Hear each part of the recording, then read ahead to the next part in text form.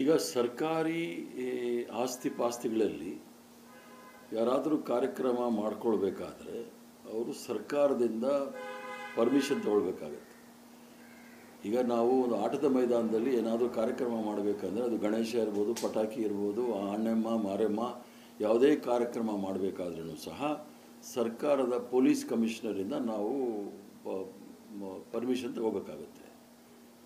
RSSನವರು ಕರ್ನಾಟಕ ರಾಜ್ಯದಲ್ಲಿ ನಿರಂತರವಾಗಿ ಶಾಖೆಗಳು ನಡೆಸ್ತಾ ಇದ್ದಾರೆ. ಎಲ್ಲೂ ಸಹ ಪೊಲೀಸರವರಿಂದ ಪರ್ಮಿಷನ್ ತೆಗೆದುಕೊಂಡಿಲ್ಲ, ಅಥವಾ ಸಂಬಂಧಪಟ್ಟ ಅಧಿಕಾರಿಗಳಿಂದ ಪರ್ಮಿಷನ್ ತಗೊಂಡಿಲ್ಲ.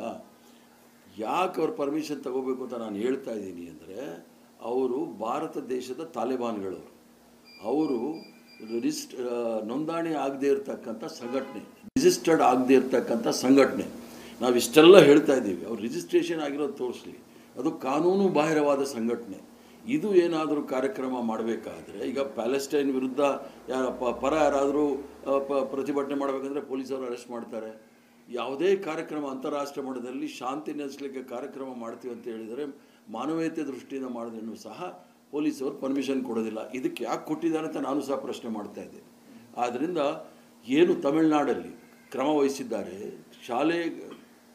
ಶಾಲಾ ಕಾಲೇಜುಗಳಲ್ಲಿ ಅವರು RSS ಸಂಘಟನೆಯ ಕಾರ್ಯಕ್ರಮ ಮಾಡೋಕ್ಕೆ ಹೋದಾಗ ಅಲ್ಲಿನ ಪೊಲೀಸ್ನವರು ಅವ್ರನ್ನೆಲ್ಲ ಅರೆಸ್ಟ್ ಮಾಡಿ ಕೇಸ್ ಹಾಕಿದ್ದಾರೆ. ಅದೇ ರೀತಿ ಕರ್ನಾಟಕ ರಾಜ್ಯದಲ್ಲಿ ಎಲ್ಲೆಲ್ಲಿ ಪರ್ಮಿಷನ್ ಇಲ್ಲದೆ ಸರ್ಕಾರಿ ಜಾಗಗಳಲ್ಲಿ ಇವರು ಶಾಖೆ ನಡೆಸ್ತಾರೆ, ಅವ್ರ ಮೇಲೆ ಕ್ರಮ ತೆಗೆದುಕೊಳ್ಬೇಕು.